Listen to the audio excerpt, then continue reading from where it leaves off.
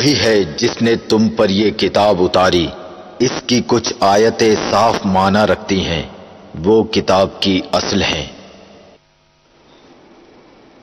الحمدللہ رب العالمین والصلاة والسلام علی سید الانبیاء والمرسلین، اما بعد فاعوذ باللہ من الشیطان الرجیم، بسم اللہ الرحمن الرحیم۔ محترم اور پیارے اسلام بھائیوں اور مدنی چینل کے ناظرین، احکام قرآن سلسلے میں حاضر ہیں۔ اس سلسلے کے اندر ہم قرآن مجید فرقان حمید نے جو احکام دیے ہیں، ان احکام میں سے ایک حکم کو لے کر اس پر گفتگو کرتے ہیں۔ پچھلا سلسلہ ہمارا تعارفی سلسلہ تھا، اس کے اندر جس آیت مبارکہ پر گفتگو کی جانی تھی اس آیت مبارکہ پہ ہم گفتگو نہیں کر سکے، البتہ تھوڑا سا 5-7 منٹ گفتگو ضرور کی تھی۔ آج ہم اسی آیت مبارکہ کو کنٹینیو کریں گے۔ آئیے سب سے پہلے بڑھتے ہیں، آج جس آیت مبارکہ پر ہم نے گفتگو کرنی ہے، دیکھتے ہیں کس آیت کا انتخاب کیا گیا ہے۔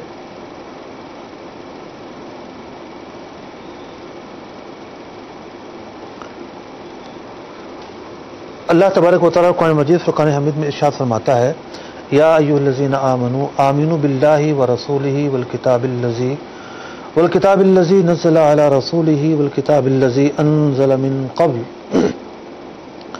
اے ایمان والو، ایمان لاؤ اللہ تعالیٰ پر، اس کے رسول پر، کتابوں پر جو کہ نازل کی اللہ تعالیٰ نے اپنے رسول پر، یعنی اس کتاب پر جو نازل کی اپنے رسول پر، والکتاب الذی انزل من قبل، اور وہ کتابیں جو اس سے پہلے اپنے رسولوں پر نازل فرمائی۔ ومن یکفر باللہ وملائکتہ وکتبہ ورسلہ والیوم الآخر، اور جس نے کفر کیا اللہ تعالیٰ کا، ملائکہ کا، اس کے کتب کا، اس کے رسول کا، والیوم الآخر، آخرت کے دن کا، فقد ضل ضلالا بعیدا، ایسا شخص جو ہے وہ انتہائی بڑی گمراہی کے اندر ہے۔ محترم ناظرین کرام، اس آیت مبارکہ میں اللہ تبارک و تعالیٰ نے اہل ایمان کو یہ حکم دیا ہے کہ اپنے ایمان پر ثابت قدم رہو، کیونکہ یا ایھا الذین آمنوا کو آمنو فرمایا جانا اس کا مطلب یہ نہیں ہے کہ دوبارہ ایمان لے آؤ، ایمان تو وہ رکھتے ہیں، اس کا مطلب یہ ہے کہ ایمان پر ثابت قدم رہو۔ قرآن مجید فرقان حمید نے متعدد مقامات پر ایمان پر ثابت قدم رہنے کا جو حکم ہے وہ بیان کیا ہے۔ ایمان پر ثابت قدم رہنا ایک مسلمان کے لیے بے حد ضروری ہے۔ اللہ تبارک و تعالیٰ ارشاد فرماتا ہے، پارہ 26 سورہ احقاف آیت نمبر 13 اور 14، ان الذین قالوا ربنا اللہ ثم استقاموا فلا خوف علیہم ولا هم یحزنون، بے شک وہ لوگ جو ایمان لائے اور پھر انہوں نے کہا، یعنی ایمان لائے، کہا ہمارا رب اللہ تعالیٰ ہے، ثم استقاموا، اس ایمان پر استقامت پذیر رہے، فلا خوف علیہم ولا هم یحزنون، ایسے لوگ اپنی مراد کو پہنچے، کامیاب ہوئے، انہیں نہ کوئی بروز قیامت غم ہوگا اور نہ ہی کسی قسم کا خوف ہوگا۔ اولئک اصحاب الجنہ، یہ لوگ جو ہیں اہل جنت ہیں، جنت میں ہمیشہ رہیں گے۔ اولئک اصحاب الجنۃ خالدین فیہا جزاء بما کانوا یعملون، اس بات کی انہیں جزا دی گئی جو انہوں نے عمل کیا۔ اور بھی کئی مقامات پر ایمان پر استقامت کی جو اہمیت ہے اس کو بیان کیا گیا ہے۔ ایک اور جگہ ارشاد ہوتا ہے، ان الذین قالوا ربنا اللہ ثم استقاموا تتنزل علیہم الملائکہ، کہ جو لوگ ایمان لائے اور ایمان لانے کے بعد استقامت پذیر رہے تو فرشتے ان کے پاس آتے ہیں اور کہتے ہیں، اللہ تخافوا ولا تحزنوا، غم نہ کرو، خوف نہ کھاؤ، وابشروا بالجنۃ التی کنتم توعدون، اور جنت بلا شبہ جس کا تم سے وعدہ کیا گیا ہے تمہیں ضرور ملے گی۔ جو آیت مبارکہ ہم نے آج اپنے سلسلے میں شامل کی ہے، اس آیت مبارکہ کے عنوانات کیا ہیں؟ پہلا نقطہ تو میں نے آپ کے سامنے عرض کیا کہ ایمان جو ہے، ایمان بڑی ہی اہم چیز ہے، اور ایمان پر استقامت پذیر رہنا بھی اہم چیز ہے۔ ظاہر بات ہے جتنی اہمیت ایمان لانے کی ہے اتنی ہی اہمیت ایمان بچانے کی بھی ہے۔ اگر کوئی شخص ایمان لے آتا ہے اور ایمان نہیں بچاتا تو وہ اپنا ایمان برباد کر بیٹھے گا۔ ایمان جو ہے وہ کس بنا پر برباد ہو سکتا ہے، یہ ایک قابل غور نقطہ ہے کہ ایسا نہیں ہے کہ ایک دفعہ ایمان لے آئے تو اب ایمان جو ہے وہ ضائع نہیں ہو سکتا، بلکہ بہت سارے ایسے اسباب ہیں جن کی وجہ سے ایمان ضائع بھی ہو جاتا ہے۔ جی ہاں، اگر ہم اسباب کی طرف غور کریں جن سے ایمان ضائع ہو سکتا ہے، ایک سبب ہے جہالت کی وجہ سے ایمان ضائع ہو سکتا ہے۔ دوسرا سبب ہے برے اعمال کی نحوست۔ تیسرا سبب ہے کوئی لالچ یا مفاد۔ چوتھا سبب ہے اناد۔ اب جو پہلا سبب ہم نے بیان کیا کہ جہالت ایک ایسا سبب ہے جس کی وجہ سے ایمان ضائع ہو سکتا ہے، اس سے کیا مراد ہے؟ اس سے مراد یہ ہے کہ جب بندہ ایمان لے آتا ہے تو جو ایمان کی ضروریات ہیں، یعنی جو ضروریات دینیہ ہیں، اب یہ ضروری ہے اس کے لیے کہ ان کا انکار نہ کرے۔ یاد رہے کہ جب بندہ کفر کا ارتکاب کرتا ہے، کلمہ کفر کہتا ہے یا اصلاً خود کافر ہوتا ہے، تو کفر کی 3 وجوہات ہوتی ہیں۔ یا تو یہ ہے کہ ضروریات دینیہ میں سے کسی کا انکار کرتا ہے، مثلا نماز کا انکار کر دے، معاذ اللہ، نماز ضروریات دینیہ سے ثابت ہے، یا تو وہ انکار کرتا ہے ضروریات دینیہ کا اس لیے کفر لازم آتا ہے، یا وہ استہزاء کرتا ہے، مذاق اڑاتا ہے اس لیے کفر لازم آتا ہے، یا استخفاف کرتا ہے یعنی ہلکا جانتا ہے۔ تو یہ 3 اسباب وہ ہیں جو کفر کے اسباب شمار کیے جاتے ہیں: ضروریات دینیہ کا انکار کرنا، ضروریات دینیہ میں سے کسی کا استخفاف کرنا، ضروریات دینیہ میں سے کسی کا استہزاء اڑانا۔ اب جسے معلوم ہی نہیں ہوگا کہ ضروریات دینیہ ہیں کیا، تو کوئی بعید نہیں ہے کہ اس سے کس وقت کون سا برا فعل سرزد ہو جائے اور وہ ایک فعل کی وجہ سے، ایک حرکت کی وجہ سے جہنم کی گہرائیوں میں گرتا چلا جائے۔ اب اس کا تدارک یہی ہے کہ ضروریات دینیہ کا ایمان، ضروریات دینیہ کی جو معلومات ہیں وہ حاصل کی جائے۔ مفتی شریف الامجدی رحمۃ اللہ تعالی علیہ ضروریات دینیہ کی تعریف بیان کرتے ہوئے ارشاد فرماتے ہیں کہ ایمان کی تعریف میں جو ضروریات دین کا لفظ آیا ہے، اس سے مراد وہ دینی باتیں ہیں جن کا دین سے ہونا ایسی قطعی یقینی دلیل سے ثابت ہو جس میں ذرہ برابر شبہ نہ ہو، اور ان کا دینی بات ہونا ہر خاص و عام پر واضح ہو۔ یعنی ہر خاص و عام کو معلوم ہو، خواص سے مراد علماء ہیں، یعنی علماء کو بھی معلوم ہو اور عوام کو بھی معلوم ہو، اور عوام سے مراد یہاں پر اس باب میں یہ ہے وہ جو عالم نہیں مگر علماء کی صحبت میں رہتے ہیں، اس بنا پر وہ دینی باتیں جن کا دینی ہونا سب کو معلوم ہے مگر ان کا ثبوت قطعی نہیں، تو وہ ضروریات دین سے نہیں۔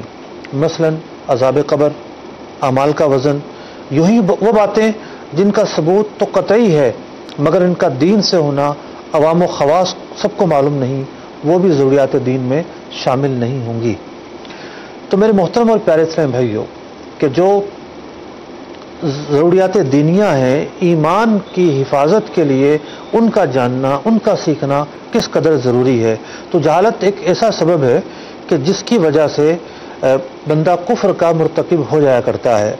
کفر کے جب اسباب پر ہم غور کرتے ہیں، جو دوسرا سبب ہمیں نظر آتا ہے وہ ہے اعمال کی نحوست۔ بسا اوقات انسان اتنا گندا ہو چکا ہوتا ہے، اتنے برے کاموں میں ملوث ہو چکا ہوتا ہے کہ اس کے شامت اعمال، اس کی نحوستیں بڑھتے بڑھتے اسے کفر کے گڑھے میں دھکیل دیتی ہیں۔ خود قرآن مجید فرقان حمید نے بلم بن باورا کا جو واقعہ ہے وہ بیان کیا ہے کہ وہ کس طرح ایمان سے لے کر کفر تک پہنچا۔ حضور غوث پاک رضی اللہ تعالیٰ عنہ کے زمانے میں ابن سکا کا واقعہ ہے۔ آپ یزید کو دیکھ لیں، یزید جو ہے اس کا کفر ہونا مختلف ہی ہے۔ امام اعظم ابو حنیفہ رضی اللہ تعالیٰ عنہ کا موقف یہی ہے کہ یزید کے معاملے میں، یعنی یزید کے ایمان کے معاملے میں سقوط کرنا امام اعظم ابو حنیفہ رضی اللہ تعالیٰ عنہ کا موقف ہے، لیکن امام احمد بن حنبل رضی اللہ تعالیٰ عنہ کے نزدیک اس کا کفر ثابت ہے۔ اور کفر کی وجہ کیا ہے؟ کفر کی وجہ یہ نہیں کہ وہ شرابی تھا، کفر کی وجہ یہ نہیں کہ اس نے معاذ اللہ اہل کربلا کو شہید کیا۔ یہ تمام وہ اعمال ہیں کہ جو بہت بڑے کبائر گناہ تھے، وہ بڑے بڑے کبائر گناہ کا مرتکب ہوا، یہاں تک کہ اس کی طرف کتابوں میں کچھ اشعار منسوب ہیں، کچھ ایسے اشعار اس نے کہے کہ جس کے اندر کفر کا ارتکاب پایا جاتا تھا۔ اب ان اشعار کی طرف اس کی جو نسبت ہے اس میں علماء کو کلام ہے، اس کی جو شہرت ہے وہ اتنی قوی نہیں ہے، اس لیے امام اعظم ابو حنیفہ رضی اللہ تعالیٰ عنہ ان اشعار کی بنیاد پر جو کفر کا معاملہ ہے اس کے تعلق سے سکوت فرماتے ہیں۔ بعض لوگ کیا کرتے ہیں کہ امام اعظم رضی اللہ تعالیٰ عنہ کے اس قول کو لے کے اپنے من پسند تعویلات میں گھڑ لیتے ہیں کہ جناب امام اعظم کا موقف ہے سکوت کرنے کا، لہذا یزید کو فاسق بھی نہ کہو۔ امام اعظم کا موقف ہے سکوت کرنے کا، یزید کو برا بلا نہ کہو۔ امام اعظم کا موقف ہے یزید کو کے متعلق سکوت کرنے کا، اسے پلید بھی نہ کہو۔ یہ تو بڑی عجیب بات ہے۔ امام اعظم رضی اللہ تعالیٰ عنہ کا جو موقف ہے سکوت کرنے کا، وہ اس اعتبار سے ہے کہ اس کا جو کفر ہے وہ ثابت ہے یا نہیں ہے، لیکن یزید کا فسق، یزید کی برائیاں، یزید کے کبیرہ گناہ، یزید کا ظلم، یزید کا ستم، یزید کی حرکتیں ہر ایک خاص و عام پر واضح ہے، اور اس کا دفاع کرنے کی کوئی حاجت نہیں ہے۔ اس کا دفاع وہی کرے گا کہ جس کے دل کے اندر کجی ہوگی۔ بات یہ ہو رہی تھی کہ ایمان جو ہے وہ کیوں ضائع ہو جایا کرتا ہے، تو اس پر میں نے ایک نقطہ یہ عرض کیا، اس کا ایک سبب یہ ہوتا ہے بعض اوقات کہ انسان اپنے شامت اعمال کی بنیاد پر، جیسا کہ بعض علماء نے لکھا کہ جو علماء سے بغض رکھتے ہیں، علماء سے بغض رکھنا شخصی اعتبار سے اگر ہے تو یہ ایک گناہ کا کام ہے، لیکن اس نحوست کی وجہ سے ایمان پر برے خاتمے کا خوف رہتا ہے ایسے اشخاص کے لیے۔ علماء نے یہ بات بیان کی۔ ایمان کیوں برباد ہو سکتا ہے، اس کا ایک سبب بنتا ہے لالچ۔ بعض اوقات انسان ایمان کے مقابلے میں دنیا کو ترجیح دیتا ہے، ایمان کے مقابلے میں جو ہے وہ اپنی ہوس کو ترجیح دیتا ہے، اپنے مفادات کو ترجیح دیتا ہے۔ پچھلے ہفتے ہی میں نے ایک خبر پڑھی غیر مسلم ممالک کے تعلق سے تھی کہ ایک گروہ تھا 200-250 لوگوں کا، انہوں نے اس ملک میں پناہ لینے کے لیے نصرانی مذہب اختیار کر لیا، گرجا گھروں میں پناہ لے لی، اور انجام پھر بھی یہ ہوا کہ اس ملک نے انہیں پناہ ہی نہیں دی، باہر نکال دیا، نکلو ہمارے ملک سے۔ وہ وہاں کے پادریوں کو خط لکھتے رہے کہ ہم جو ہے وہ آپ کا مذہب اختیار کر چکے ہیں، ہمارا ساتھ دیجئے۔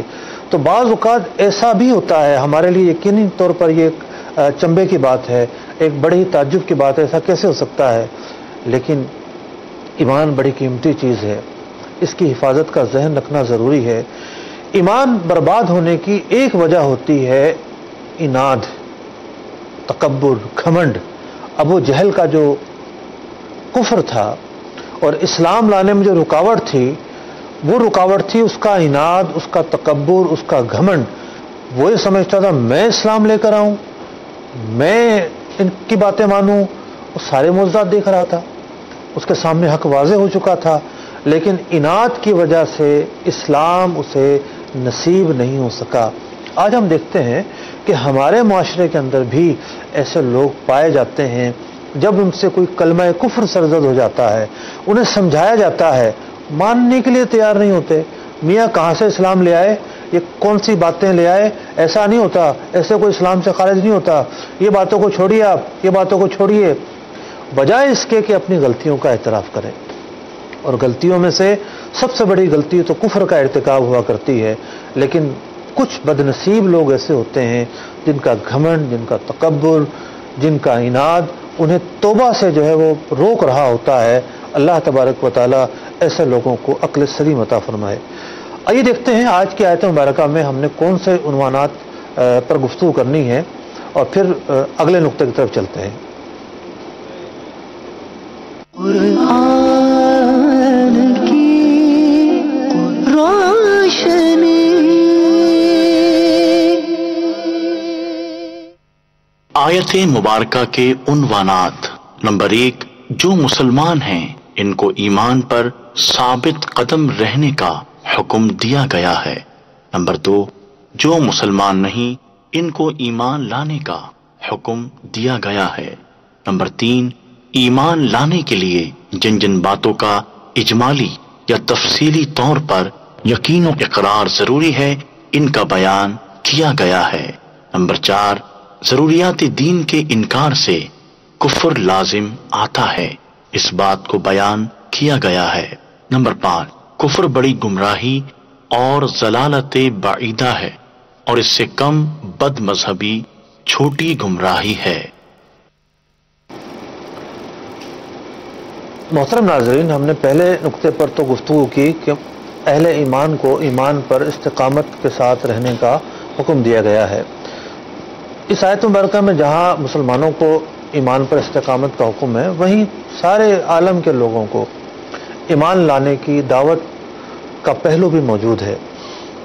بعض مفسرین کے نزدیک تو اس آیت کا اصل خطاب ہے ہی ان لوگوں کے لیے کہ جو مسلمان نہیں، لیکن قوی تفسیر یہی ہے کہ یہ آیت مبارکہ مسلمانوں سے متعلق ہے۔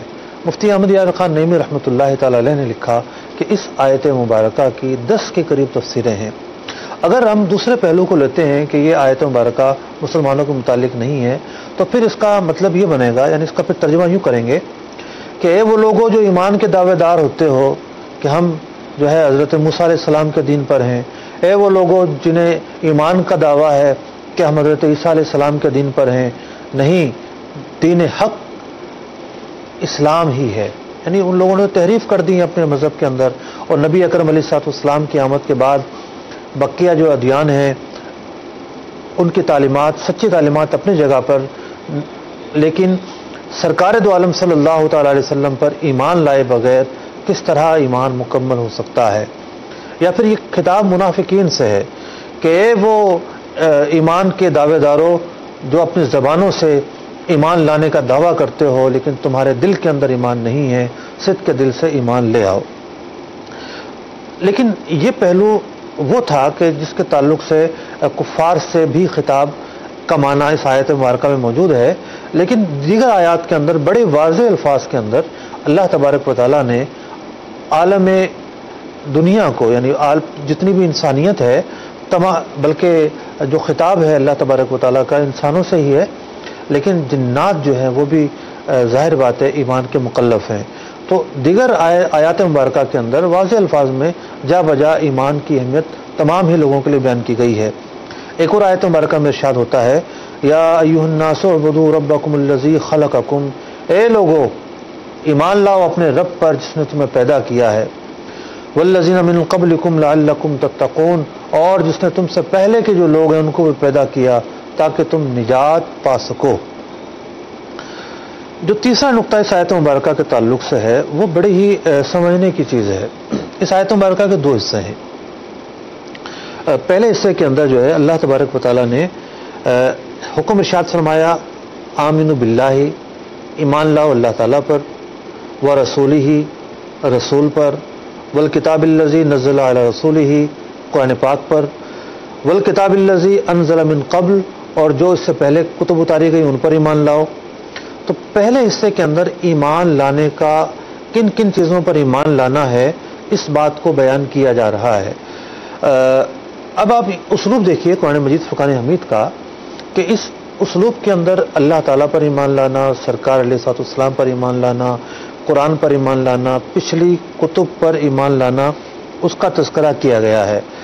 تو ایمان کے تعلق سے علماء نے 2 گفتگو کی ہے کہ ایمان ہوتا ہے ایک اجمالی ایمان لے آنا۔ تو اجمالی ایمان کے 2 معنی ہیں۔ اجمالی ایمان کا ایک معنی یہ ہے کہ جس طرح یہ کہنا کہ ہم جتنے بھی انبیاء اور رسول آئے تمام پر ایمان لاتے ہیں، یہ ہے اجمالی ایمان۔ پچھلے انبیاء پر جو صحائف اور جو کتب اتاری گئی سب پر ایمان لاتے ہیں، یہ ہے اجمالی ایمان۔ تو یوں ان چیزوں کے متعلق اجمالی ایمان ہی ہے۔ اور سرکار علیہ الصلوۃ والسلام کے متعلق متعین طور پر ایمان لانا ضروری ہے کہ حضرت محمد مصطفیٰ احمد مجتبیٰ صلی اللہ تعالی علیہ وسلم اللہ تعالیٰ کے بندے اور رسول ہیں۔ اسی طریقے سے قرآن مجید فرقان حمید کے متعلق متعین ایمان لانا ضروری ہے کہ یہ اللہ تعالیٰ کی کتاب ہے۔ تو ایمانیات کے اندر کچھ وہ چیزیں ہیں جو اجمال رکھتی ہیں اور معتبر ہیں، کچھ وہ چیزیں ہیں جن پر تفصیلی ایمان لانا ضروری ہے۔ تو اجمال کی اور تفصیل کی ایک تو ہے یہ معنی جو میں نے آپ کے سامنے عرض کیا۔ اجمال اور تفصیل کا ایک اور معنی بھی ہے، اور علماء کہتے ہیں کہ اجمالی ایمان کافی ہے۔ اجمالی ایمان کا کیا مطلب ہوتا ہے کہ جب کوئی نو مسلم ایمان لانا چاہتا ہے تو ہم اسے کلمہ شریف پڑھاتے ہیں کہ بھئی پڑھو لا الہ الا اللہ محمد رسول اللہ، وہ کلمہ پڑھ لیتا ہے، ہم یہ اعلان کرتے ہیں کہ اب یہ شخص دائرہ اسلام میں داخل ہو چکا ہے۔ اگر ہم گفتگو کریں اسلام کی مبادیات کی جس کا تعلق عقیدے سے ہے تو اور بہت ساری چیزیں ہیں۔ سرکار دو عالم صلی اللہ علیہ وسلم کو آخری نبی ماننا بھی ضروری ہے، قیامت کے دن پر ایمان رکھنا بھی ضروری ہے، انبیاء سابقین پر ایمان رکھنا بھی ضروری ہے کہ وہ سچے تھے، برحق تھے، ان پر جو صحائف اور کتب اتری ان پر بھی ایمان لانا ضروری ہے۔ لیکن کیا ہے کہ جب کوئی شخص اللہ تعالیٰ کی وحدانیت، سرکار علیہ الصلوۃ والسلام اور جو کچھ سرکار علیہ الصلوۃ والسلام پر نازل ہوا اسے جب سچا مان لیتا ہے تو اس کا یہ اجمالی ایمان ہوتا ہے۔ تو ایمان لانے کے لیے، اسلام میں داخل ہونے کے لیے اجمالی ایمان بھی کافی ہوتا ہے۔ یہ ضروری ہے کہ ضروریات دین میں سے جو جو چیزیں شمار ہوتی ہیں ان کا انکار نہ کرے، ہاں اب سیکھتا رہے ان چیزوں کو، ان کا سیکھنا اس لیے ضروری ہے تاکہ یہ نہ ہو کسی ضرورت دینی کا انکار کر بیٹھے اور دوبارہ اسلام سے نکل جائے۔ تو اجمالی ایمان کافی ہے، لیکن جو ایمان کے بقیہ اجزاء ہیں نو مسلم کے لیے ان کا جاننا اور جانتے رہنا سب سے اولین فریضہ رہے گا۔ اسی طریقے سے علماء نے یہ بحث بھی کی ہے کہ اجمالی ایمان کا ایک معنی یہ بنتا ہے کہ اللہ تبارک و تعالیٰ کو حق جاننا، اللہ تبارک و تعالیٰ کو معبود جاننا، یہ ایمان لانے کے لیے کافی ہے اور یہ اجمالی ایمان کہلاتا ہے۔ لیکن دوسرا معنی یہ بھی بیان کیا علماء نے کہ اب اپنی عقل سے اور غور و فکر سے بھی کچھ اس بات کو مستحضر کرتا رہے کہ میں اللہ تعالیٰ کو ایک کیوں جانتا ہوں، اور اس کے لیے قرآن مجید فرقان حمید نے کئی مثالیں بیان فرمائی ہیں کہ اگر کوئی اور خدا ہوتا اس عالم کے، مطلب کہ کوئی اور خدا وجود رکھتا تو یہ عالم جو ہے وہ باقی نہیں رہ سکتا تھا، یہ عالم تباہ اور برباد ہو جاتا، خدا ایک ہی ہے اسی لیے عالم چل رہا ہے۔ یہ ایک استدلال ہے کہ اس استدلال کے ذریعے ایک شخص جو ہے اپنے اجمالی ایمان کو تفصیلی ایمان میں لے کر آ رہا ہے، اس کا یقین مزید بڑھ رہا ہے۔ اگلے نقطے کی طرف چلتے ہیں۔ اگلا نقطہ یہ بیان کیا گیا کہ یعنی پہلا جو حصہ تھا اس آیت مبارکہ کا، اس میں ایمان لانے کا حکم ہے کہ ان چیزوں پر ایمان لاؤ، اور یقینی طور پر یہاں ان تمام چیزوں کا تذکرہ نہیں کیا ہے لیکن ان چیزوں کا تذکرہ کر دیا کہ اجمالی ایمان کے لیے جن پر ایمان رکھنا ضروری ہے۔ اس آیت مبارکہ کے دوسرے حصے کے اندر یہ بیان فرمایا جا رہا ہے وَمَن یکفر، جو کفر کرے گا، انکار کرے گا، باللہ اللہ تعالیٰ کا، وملائکتہ ملائکہ کا، وکتبہ جو اللہ تعالیٰ نے کتب نازل فرمائی ان کا، ورسلہ اللہ تعالیٰ کے بھیجے ہوئے رسولوں کا، والیوم الآخر آخرت کے دن کا، فقد ضل ضلالا بعیدا۔ تو اگر یہ کفر کرے گا تو کفر کرنے کی وجہ سے اس کا ایمان برباد ہو جائے گا اور یہ شخص جو ہے اپنا ایمان برباد کر بیٹھے گا۔ تو آیت مبارکہ کا دوسرا حصہ ہمیں یہ بتا رہا ہے کہ ضروریات دین کی کیا اہمیت ہے۔ ابھی ہم نے جو شروع میں بھی سنا کہ ضروریات دین کیا ہوتے ہیں اور ضروریات دینیہ جو ہیں ان کی کیا اہمیت ہے، تو اس آیت مبارکہ کا جو دوسرا حصہ ہے وہ ہمیں یہ بتا رہا ہے کہ دیکھیں اگر کوئی شخص ضروریات دینیہ میں سے کسی کا انکار کر دیتا ہے اس کا ایمان برباد ہو جائے گا۔ وہ ملائکہ کا انکار کرے، وہ کتابوں کا انکار کرے، وہ آخرت کا انکار کرے، تو اس کا یہ انکار کرنا ایمان کی بربادی کا سبب بنتا ہے۔ تو محترم ناظرین کرام، جو گفتگو ہم نے اس آیت مبارکہ کے تعلق سے بیان کی ہے، نکات وائز ہم بیان کر رہے ہیں۔ جو اگلا نقطہ ہے وہ یہ ہے کہ گمراہی کیا ہوتی ہے۔ قرآن مجید فرقان حمید نے اس موقع پر فرمایا ضل ضلالا بعیدا، بہت گہری گمراہی میں گر جائے گا۔ تو گمراہی کی دراصل دو اقسام ہوتی ہیں۔ ایک گمراہی وہ ہوتی ہے کہ انسان اپنے ایسے عقائد اپنا لے کہ جن کا انجام کفر تو نہیں ہوتا لیکن وہ گمراہ کن عقائد ہوتے ہیں، یا ایسے اعمال کا شکار ہو جائے اور ان اعمال کی ترویج و اشاعت شروع کر دے جن کا دین اسلام کی تعلیمات سے کوئی تعلق نہ ہو تو ایسے شخص کو گمراہ گر کہا جاتا ہے، اور گمراہ بھی ہوتا ہے اور گمراہ گر بھی ہوتا ہے۔ تو اب معاملہ یہ ہوتا ہے کہ گمراہی کی اس آیت مبارکہ سے جو ہمیں سیکھنے کو مل رہا ہے وہ دو قسمیں گویا کہ ہوئیں۔ ایک وہ گمراہی جو انتہائی گہری ہے، جو کفر پر مشتمل ہوتی ہے، اور دوسری وہ گمراہی جو کفر پر مشتمل نہیں ہوتی۔ تو اس ہمارا جو سلسلہ ہے احکام قرآن، اس سلسلے کو ہم سیگمنٹ وائز لے کے چل رہے ہیں۔ جو پہلا حصہ تھا وہ مکمل ہوا، اس پہلے حصے میں جو آج کی آیت مبارکہ جس کا ہم نے انتخاب کیا تھا، اس میں کیا کیا نکات بیان ہوئے مرکزی طور پر، اس کو ہم نے مختصراً بیان کیا۔ اب جو اگلا حصہ ہے وہ یہ ہے، کچھ تفسیری نکات سمجھتے ہیں، اور تفسیری نکات سمجھنے کی اپنی ہی بات ہوتی ہے کہ ان کے سمجھنے سے جو روح قرآن ہے وہ بڑی واضح ہو کر ہمارے سامنے آتی ہے۔ تو آئیے چلتے ہیں آیت کریمہ کے تفسیری نکات کی طرف۔ قرآن کی روشنی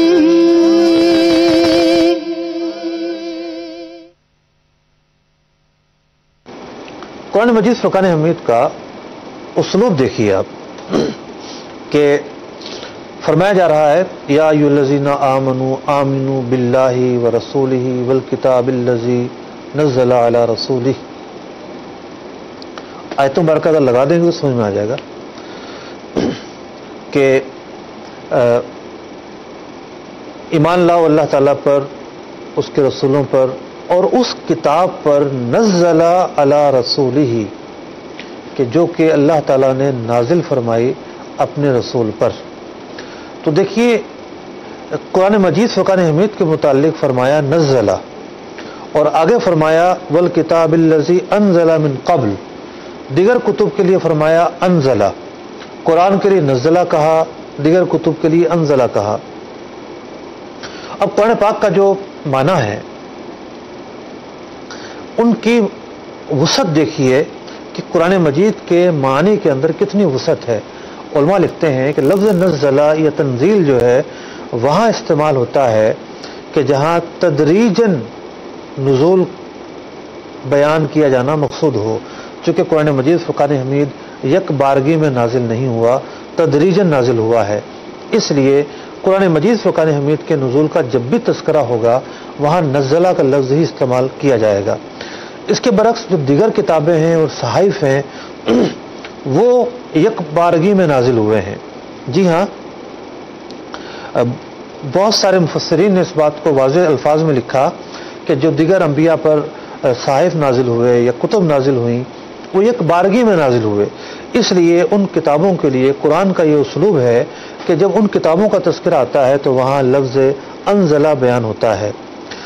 یہاں یہ بھی عرض کرتا چلوں کہ بعض انبیاء علیہم السلام پر صرف کتاب نازل ہوئی، جیسا کہ حضرت عیسیٰ روح اللہ علی نبینا علیہ الصلوۃ والسلام اور ہمارے پیارے آقا حضرت محمد مصطفیٰ صلی اللہ تعالی علیہ وسلم، کہ ان دونوں پر صرف کتاب نازل ہوئی، حضرت عیسیٰ علیہ السلام پر انجیل، سرکار علیہ السلام پر قرآن۔ بعض انبیاء پر صحیفے اور کتاب دونوں نازل ہوئیں، جیسا کہ حضرت موسیٰ علیہ السلام۔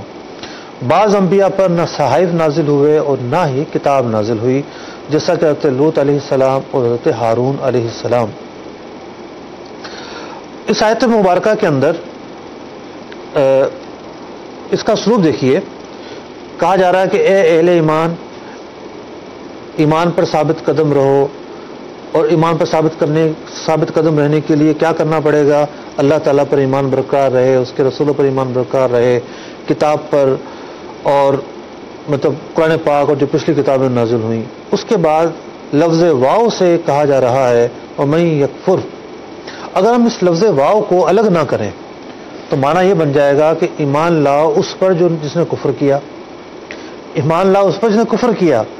تو لفظ واو کا تعلق پچھلے سے ہے یا یہ لفظ واو کا تعلق اگلے سے ہے؟ لفظ واو بظاہر حرف عطف ہے، آگے اور پچھلے کلام کو ملانے کا کام کرتی ہے، لیکن یہاں جو لفظ واو ہے اگر اس کے سمجھنے میں کسی نے غلطی کی تو کتنا بڑا نقص اور کتنی بڑی خرابی لازم آ سکتی ہے۔ اندازہ لگائیے، قرآن مجید فرقان حمید کے ایک حرف واقعی معنوی اگر تبدیلی ہوتی ہے تو اس سے معنی جو ہے وہ ایمان کے بجائے کفر کا بن جاتا ہے یا کفر کے بجائے ایمان کا بن جاتا ہے۔ اسی طریقے سے اس آیت مبارکہ کے اندر جہاں یہ بیان ہو رہا ہے کہ جس نے انکار کیا فلاں فلاں فلاں چیزوں کا، تو وہاں یہ بھی بات قابل ذکر ہے کہ جمع کے صیغے استعمال ہوئے ہیں۔ من یکفر باللہ کے بعد ارشاد ہوتا ہے وہ ملائکتہ ہی، ملائکہ پر، وہ کتبی ہی، کتابوں پر، وہ رسولی ہی، رسولوں پر۔ یہ ملائکہ جمع کا صیغہ، کتب جمع کا صیغہ، رسول جمع کا صیغہ اس لیے بیان کیا ہے کہ ملائکہ میں سے کسی ایک کا بھی انکار کفر ہوگا، کتابوں میں سے کسی ایک کا بھی انکار کفر ہوگا، اور انبیاء میں سے کسی ایک کا بھی انکار کفر ہوگا۔ اور علماء نے اس کی بڑی اچھی ایک اور مثال بیان کی کہ کوئی شخص جو ہے اس کی نماز ٹوٹ جاتی ہے، تو نماز توڑنے کے لیے ایک ہی سبب کا پایا جانا کافی ہے، لیکن نماز کی تکمیل کے لیے تمام شرائط، تمام فرائض کا پایا جانا ضروری ہے۔ تو سبق یہ ملا کہ ایمان باقی رہنے کے لیے تمام لوازمات کا پایا جانا ضروری ہے، لیکن کفر کے لیے ضروریات دینیہ میں سے ایک چیز کا انکار کرنا بھی کافی ہوگا۔ میرے محترم اور پیارے اسلام بھائی اور مدنی چینل کے ناظرین، بتایا جا رہا ہے یہ کال بھی ہے، چلیں کال لے لیتے ہیں۔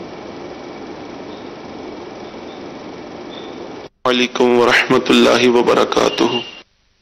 وعلیکم السلام ورحمۃ اللہ وبرکاتہ۔ محمد شہزاد اتاری عرض کر رہا ہوں، ماشاء اللہ احکام قرآن مفتی صاحب بہت نورانی روحانی سلسلہ ہے۔ اللہ رب العزت آپ کے علم و عمل میں برکتیں عطا فرمائے اور ہمیں صحیح قرآن سیکھنے، سمجھنے، پڑھنے اور اس پر عمل کی توفیق عطا فرمائے۔ بے حساب مغفرت کی دعا فرما دیجیے۔ السلام علیکم ورحمۃ اللہ وبرکاتہ۔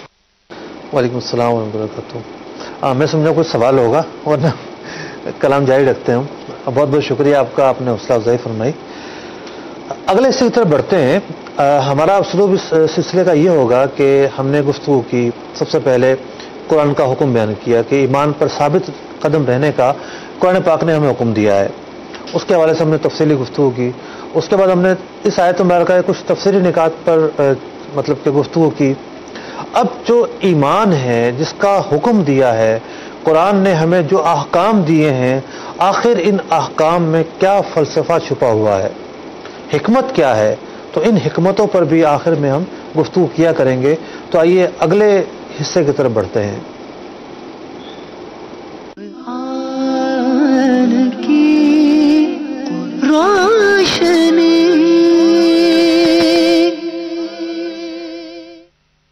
ایمان لانے کا فلسفہ اور حکمت۔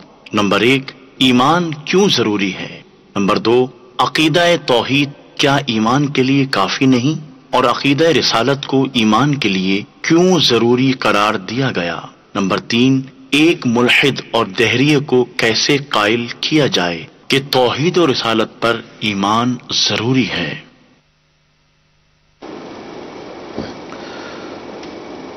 ایمان کیوں ضروری ہے، یہ ایسی بحث نہیں کہ جس کی حکمتیں بیان کی جائیں۔ ہر مسلمان سمجھتا ہے کہ اسلام کی جو اساس ہے، جو بنیاد ہے، وہ ایمان ہی پر ہے۔ ایک شخص جب عالم کفر سے نکل کر عالم اسلام میں آتا ہے تو ایمان ہی وہ حد فاصل ہے جو ان دونوں جو ہے وہ عالموں کے درمیان فرق بیان کرتی ہے۔ تو مسلمان کے لیے ایمان بلا شبہ بے حد ضروری ہے،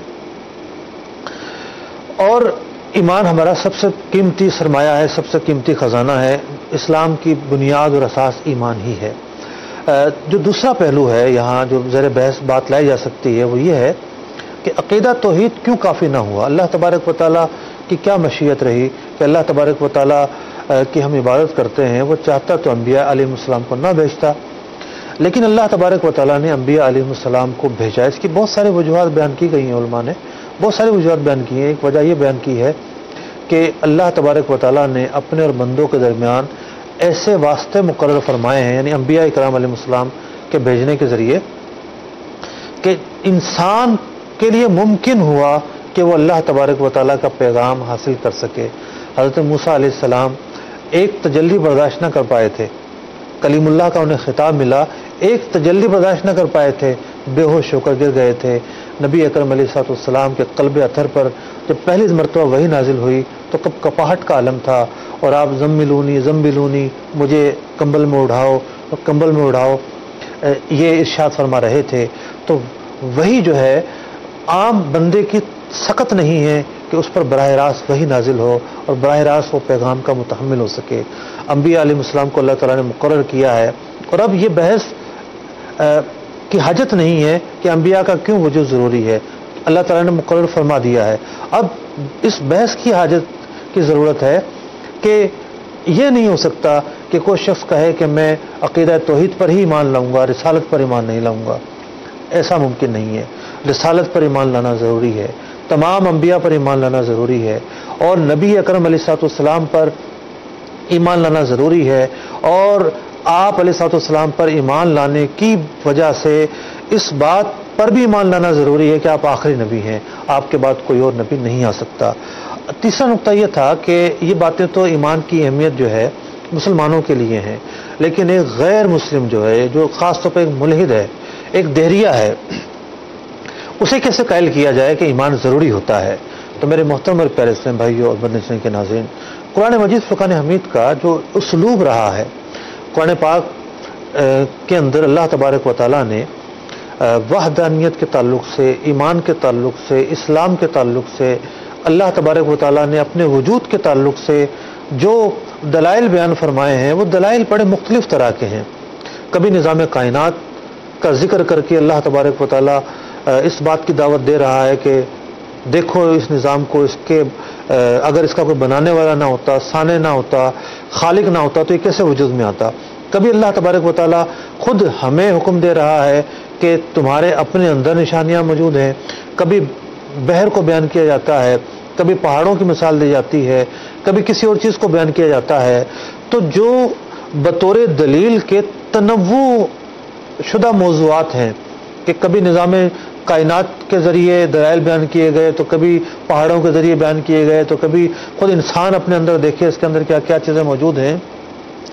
ان چیزوں سے جو میں سمجھ پایا ہوں وہ یہ ہے کہ اصل بات یہ ہے کہ ہر انسان کو، یعنی کوئی اگر ایسا انسان ہے جو دہریہ ہے، جو ملحد ہے، اللہ تبارک و تعالیٰ کی ذات پر ایمان نہیں رکھتا، وہ دنیا کے کسی نہ کسی شعبے سے تو وابستہ ہوگا. اگر وہ ڈاکٹر ہے، طب اس کا شعبہ ہے، اور شعبہ طب جو ہے اس کا موضوع ہوتا ہے بدن انسانی، تو بدن انسانی کے لیے اندر اللہ تعالیٰ نے ایسی چیزیں رکھی ہیں کہ اگر وہ عقل سے غور و فکر کرے تو اس پر واضح ہو جائے گا کہ اللہ تعالیٰ موجود ہے. اگر کوئی فزکس کا ماہر ہے تو جو فلکیات ہے اس پر غور کرے، اپنی عقل کا استعمال کرے، وہ دلائل اسے بتائیں گے کہ اللہ تعالیٰ کا وجود موجود ہے. اگر کوئی جغرافیے کا ماہر ہے تو وہ پھر جغرافیائی جو دلائل قرآن مجید فرقان حمید نے بیان کیے ہیں اس پر غور کرے، اس پر واضح ہو جائے گا کہ اللہ تعالیٰ موجود ہے. اور ایسا ہوتا رہتا ہے. جی ہاں، ایسا ہوتا رہتا ہے.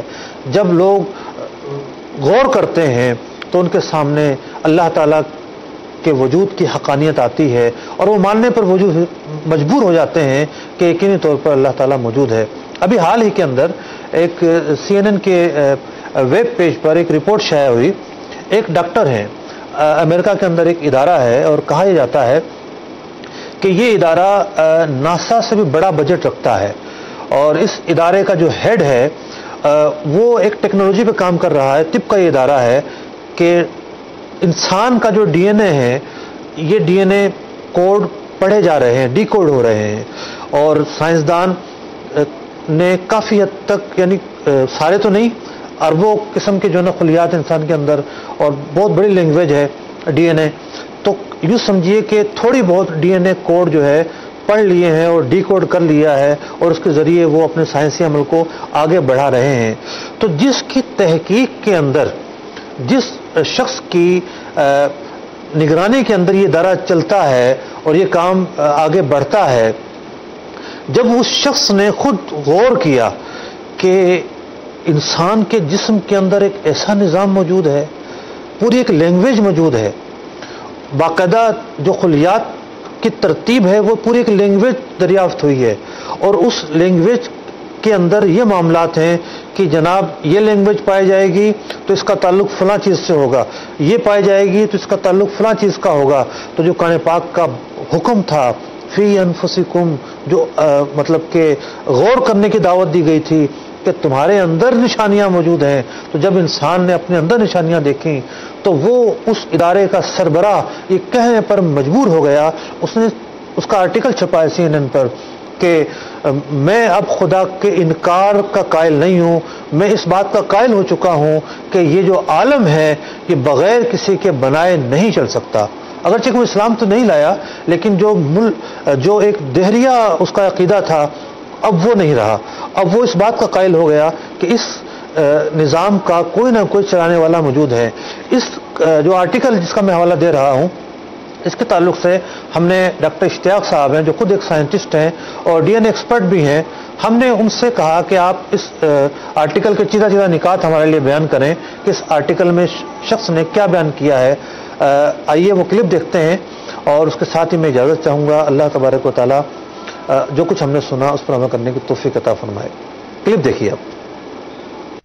لوگ کائنات کو چلانے والے اس کے خالق کے قائل نہیں تھے. انہوں نے کائنات کا مطالعہ کیا، سائنس کا مطالعہ کیا، اور رفتہ رفتہ ان پر یہ بات عیاں ہوئی کہ کائنات کا اتنا بہترین نظام کسی خالق کے چلانے کے بغیر چل نہیں سکتا. گزشتہ صدی کے آخری اشیاء میں بالخصوص حیاتیاتی علوم میں بہت زیادہ ترقی ہوئی. انسان کے جینوم کی مکمل ترتیب معلوم کرنا یہ ایک ایسا بڑا سائنسی پروجیکٹ تھا کہ جس کی تکمیل کے بعد بہت سارے نئے قوانین منضبط ہوئے. ہیومن جینوم پروجیکٹ کو 20 ممالک کے تقریباً 150 اداروں اور ہزاروں سائنسدانوں کی مشترکہ کاوش سے پائے تکمیل تک پہنچایا جا سکا. اس ساری کوشش کی سربراہی پروفیسر ڈاکٹر فرانسس کولن نے کی. پروفیسر فرانسس کولن اس وقت دنیا کے سب سے بڑے طبی اور حیاتی علوم کا جو تحقیقی ادارہ ہے نیشنل انسٹیٹیوٹ آف ہیلتھ بیتھیسڈا میری لینڈ USA میں اس کے ڈائریکٹر جنرل ہیں. انہوں نے اس کو ہیڈ کیا اور اس کی تکمیل سے پہلے اور اس کے مطالعہ سے پہلے وہ خود لکھتے ہیں کہ وہ وجود باری تعالیٰ کے اور خالق کے وجود کے قائل نہیں تھے. لیکن ان کا کہنا ہے کہ اس پروجیکٹ کی تکمیل کے ساتھ ساتھ میرے ذہن کے بہت سارے نئے گوشے واہ ہوئے ہیں. وہ کہتے ہیں کہ جب میں اپنی ابتدائی تعلیم میں فزیکل کیمسٹری کا اسٹوڈنٹ تھا تو میں نے ہمیشہ یہی سوچا کہ میتھمیٹکس، فزکس، کیمسٹری، بایولوجی ان کے علاوہ کوئی چیز نہیں ہے. یہ کچھ قوانین ہیں، کچھ ضابطے ہیں جن کی ہر چیز پابند ہے، اور ان سے ماورا کوئی ایسی قدرت نہیں ہے جو ان قواعد و قوانین کو بناتی ہے یا ان کے مطابق اس کائنات کو چلاتی ہے. لیکن وہ کہتے ہیں کہ انسانی DNA کی ترتیب معلوم کرنے کے بعد میرا ذہن بہت زیادہ تبدیل ہوا. میں نے اپنے آپ سے سوال کیا کہ میتھمیٹکس ہمیشہ کیوں کام کرتی ہے؟ کائنات میں مختلف فزیکل کانسٹنٹس اتنی باریکی کے ساتھ کس طرح روب عمل ہیں جو زندگی کے پیچیدہ مظہر کو ممکن بناتے ہیں. وہ کہتے ہیں کہ میں نے اپنے آپ سے سوال کیا کہ کائنات کی ہر چیز ضابطے کی پابند ہے، مختلف قوتیں ہیں، کشش ثقل ہے، مختلف ایٹمی ذرات ہیں، الیکٹران ہیں، پروٹان ہیں، ہر ایک کی آپس میں کشش ہے، ہر چیز اپنے ایک مخصوص مدار میں گردش کر رہی ہے. یہ ہزار ہا قوانین جن کی آپس میں ایک ترتیب ہے، ایک ضابطہ ہے، یہ سارے کس طرح عمل کرتے ہیں؟ اور سب سے بڑی بات یہ ہے کہ اگر یہ ساری چیزیں کسی حادثے کا نتیجہ ہیں تو حادثے سے اتنے اہم ترین قوانین خود بخود کیسے وضع ہو گئے؟ ڈاکٹر فرانسس کولن اس نتیجے پر پہنچے ہیں کہ یہ ممکن نہیں ہے کہ ان ضابطوں کو، ان قوانین کو کوئی بنانے والا نہ ہو اور یہ سارے ضابطے خود بخود بن گئے ہوں اور خود بخود اس طرح سے روب عمل ہوں کہ ایک طرح کے ذرے اگر کائنات میں ارب ہا ارب دفعہ ہیں تو کسی کا ایک معمولی سا وزن بھی مختلف نہیں ہے. جس کشش کے ساتھ وہ ایک دوسرے کو کھینچ رہے ہیں وہ کائنات کے ہر گوشے میں ایک جیسی ہے. وہ کہتے ہیں کہ کائنات کو اس طرح بحثیت مجموعی دیکھنے کے بعد اس نتیجے پر پہنچے بغیر کوئی چارہ کار نہیں ہے کہ کائنات کا ایک خالق ہے جو کائنات کا حاکم بھی ہے اور اس کائنات کو چلا بھی رہا ہے. اب اگر کوئی انسان کوئی وجود باری تعالیٰ کا اور خالق کے وجود کا انکار کرتا ہے تو تو اس کو یہ دیکھنا چاہیے کہ جب یہ زندگی کا آغاز ہوا ہے تو ہم عام طور پر تو یہی دیکھتے ہیں، اور کائنات کا تو یہی اصول ہے کہ چیزیں زندہ ہیں، کچھ وقت گزارنے کے بعد وہ مر جاتی ہیں، مرنے کے بعد ان کے ذرات ڈس انٹیگریٹ ہو جاتے ہیں اور وہ ایکو سسٹم کا حصہ بن جاتی ہیں۔ وہ انیشیل کیا ایسا ہوا کہ یہ پورا نظام ریورس ہوا، موت سے زندگی کی طرف سفر ہوا، وہ بے جان چیزیں، وہ مٹی کے ذرات، وہ پانی، وہ ساری بنیادی انسان کے عناصر جن میں کاربن ہے، فاسفورس ہے، سلفر ہے، نائٹروجن ہے، آکسیجن ہے، آئرن ہے، زنک ہے، یہ چیزیں، یہ ذرات جن سے انسان کا وجود بنا ہوا ہے، اور یہ بالکل بکھرے ہوئے ذرات ہیں۔ تو آخر کون سی ایسی طاقت تھی جنہوں نے ان کو ایک ایسی ریفائنڈ ترتیب دی اور ان کو زندگی جیسے ایک انتہائی دقیق مظہر میں ڈال دیا؟ لیکن ہم دیکھتے ہیں کہ اگر وجود باری تعالیٰ کا انکار کر دیا جائے تو پھر انٹراپی کا ریورس کیسے ہوا؟ یہ بے ترتیب ذرات اتنی بڑی ترتیب میں کس طرح جڑ گئے، اور ان کے جڑنے سے یہ زندگی کا ایک پیچیدہ مظہر کس طرح قائم؟ یہ وہ سوالات ہیں کہ اگر انسان ان پر غور کرتا ہے تو وہ یقیناً وجود باری تعالیٰ کا قائل ہوتا ہے۔ ڈاکٹر فرانسس کولن نے جو بھی تحقیقات کی ہیں، ڈی این اے کا اسٹرکچر معلوم کیا، اس پورے کنسورشیم کو ہیڈ کیا، تو وہ خود بتاتے ہیں کہ وہ پہلے ایتھیسٹ تھے، یعنی وجود باری تعالیٰ کے قائل نہیں تھے۔ ان کا ایک مضمون بھی CNN پہ موجود ہے کہ why the scientist believe in God. Doctor Francis Collins کہتے ہیں کہ جو چیزیں اس تحقیق کے نتیجے میں سامنے آئی ہیں، ان کے بعد جو سوال پیدا ہوتے ہیں، ان سوالوں کا جواب وجود باری تعالیٰ کے اقرار کے علاوہ ممکن نہیں ہے۔ قرآن کے احکام پہ بھی مجھے